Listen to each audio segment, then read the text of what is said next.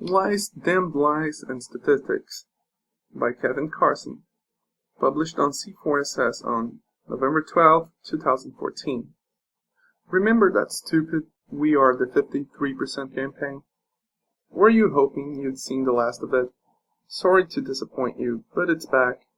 This time it's being resurrected in an even more monstrous form by Stephen Kinsella, a libertarian attorney who, when not writing stuff like this, is actually one of the most incisive critics of intellectual property around. Kinsella has had a love-hate relationship with left libertarianism for some time now. And evidently, one of the things about us that sticks in his craw, especially those of us at the Center for a Stateless Society and the Alliance of the Libertarian Left, is our predominant view of the rich as a parasitic class who derive most of their wealth from state intervention in the economy rather than productive activity. To counter this view of things, he cites a passage from a 5-year-old U.S. News article from Rick Newman's How the Government is Swallowing the Economy, November 9, 2009. Quote, economist Gary Schilling has calculated that 58% of the population is dependent on the government for major parts of their income, including teachers, soldiers, bureaucrats, and other government employees. Welfare and Social Security recipients, government pensioners, public housing beneficiaries, and people who work for government contractors. By 2018, Schilling estimates an astounding 67% of Americans could be dependent on the government for their livelihood. End quote. This means, Kinsella argues on his Facebook page, that the bottom 58%, or the extrapolated 67% of the population, are parasites who live off the wealth produced by some other segment of the population. Never mind that Schilling never actually specified the actual income levels of members of the 58% who get money from the government, so Kinsella has no reason for jumping to the conclusion that it's the bottom 58% income. We'll just stipulate for the sake of argument that it's really the bottom 58%. In the course of this diatribe, Kinsella conflates, blurs, or ignores so many distinctions that the result is a big hot mess. The original 53% versus 47% slogan, originally created by Erick of redstate.org in 2011 as a counter-meme to Occupy Wall Street's We Are the 99%, and then inadvertently revived by Mitt Romney during his presidential campaign, conflated the payment of taxes with economic productivity. Kinsella, somewhat similarly, conflates the receipt of direct government spending as any portion of one's income with being a net productive drain on society and living entirely on the production of those who don't receive direct monetary aid from the government. To emphasize the point, he telescopes the entire bottom 58%, or 67%, from Schilling's statistics into a category of lowlifes living on WIC cheese. Further down on the comments below his original post, he explicitly states that the dregs clearly do not produce the wealth, and that the bottom 2/3 produce nothing. But treating either the payment of taxes or receipt of government money as a proxy for where one stands in the producer-parasite spectrum is ridiculous.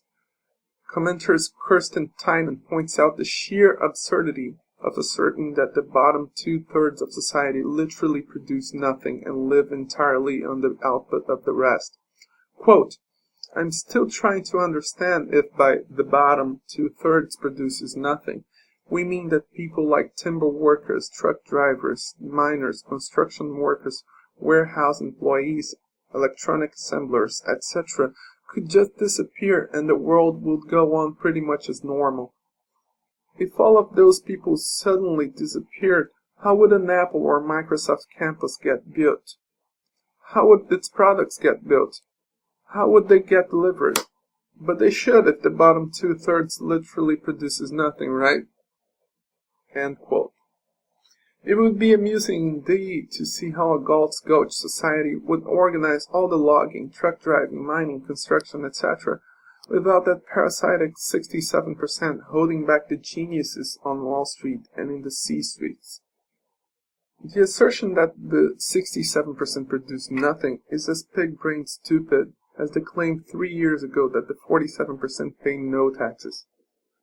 As I wrote back then, the poor pay lots of taxes. They just take the form of payments to nominally private monopolists. Quote, don't be fooled by the fact that some of us aren't paying any income taxes. We pay lots of taxes to rich takers who live off our largesse. The portion of your rent or mortgage that results from enormous tracts of vacant and unimproved land held out of use through artificial property rights is a tax to the landlord. And the 95% of the price of drugs under patent or Bill Gates' software is a tax you pay to the owners of intellectual property monopolies. So is the portion of the price you pay for manufactured goods over and above the actual materials and labor that results from embedded rents on patents and enormous brand name markups on, for example, Nike sneakers over and above the few bucks a pair in the sweatshops contract to make them for. So is the estimated 20% oligopoly price markup for industries where a few corporations control half or more of output. End quote. The great bulk of state-enabled parasitism takes the form not of checks paid directly out of the U.S. Treasury, but of nominally private transactions. Paychecks to that 67% of timber workers, truck drivers, miners, construction workers, warehouse employees, and electronics assemblers that amount to less than the value that they produce, or checks from customers for inflated prices far above the actual cost of providing the goods and services they are purchasing, that result from corporations, landlords, etc., being put into a privileged monopoly position by the state. Most of the taxes that most of us pay aren't in the form of checks made out to the IRS. They are made out to nominally private businesses that are actually branches of the state. And as C4SS fellow Erick Vasconcelos mentioned, quote, in Soviet Russia, over 95% of citizens depended on the government for most of their income. I suppose they were just a bunch of parasites, exploiting the hard-working Randian heroes in the Politburo, end quote.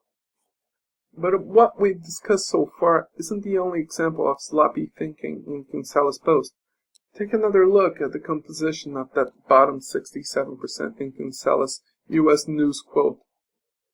Teachers, soldiers, bureaucrats, and other government employees, welfare and social security recipients, government pensioners, public housing beneficiaries, and people who work for government contractors.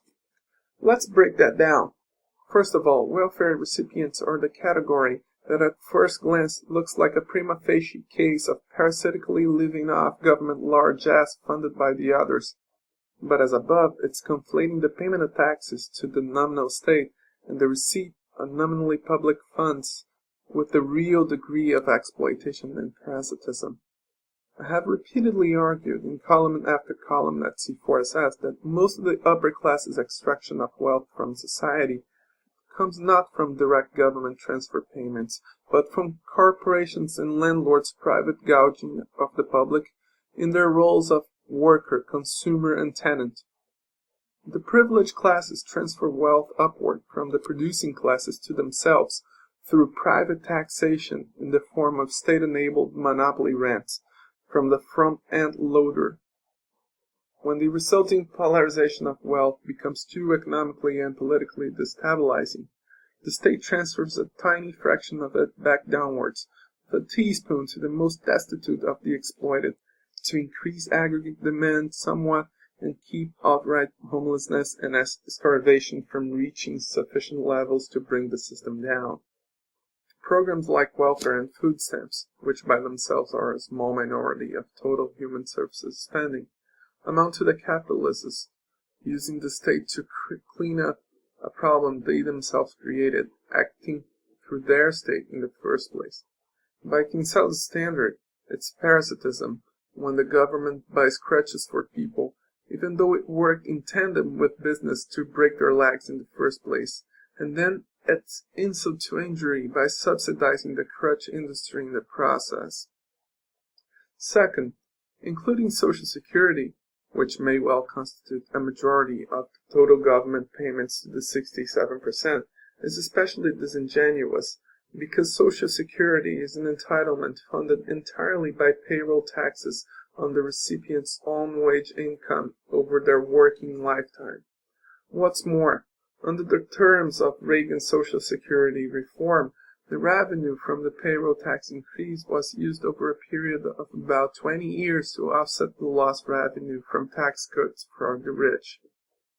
And nothing remained of the actual increased payroll tax payments but a stack of government bonds in the trust fund.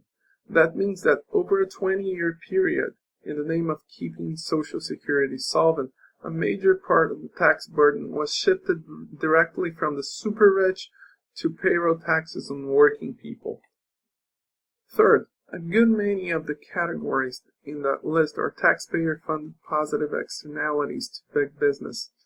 These are small examples of the phenomenon James O'Connor described in The Fiscal Crisis of the State, of big business remaining artificially profitable only because it can externalize a growing share of its operating costs and inputs on the taxpayer.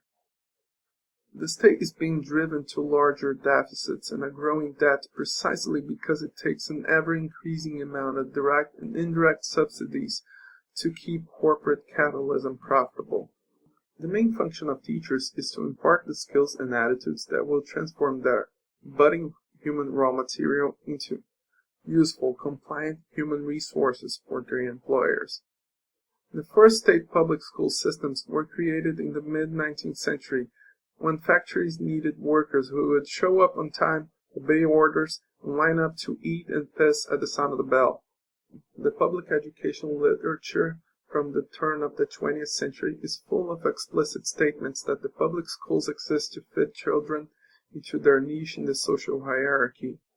If you don't believe it, look at the role of Bill and Melinda Gates and other billionaires promoting charter schools, core curriculum, and the like. Soldiers, whose interests do you think are served by the war they fight in? Remember the old Vietnam-era joke about General Mills, General Electric, and General Motors? Have you noticed that every country defeated by the U.S. gets a new government that rubber stamps the latest so-called free trade agreement, starts taking orders from the World Bank and IMF, and auctions off its economy to global corporations?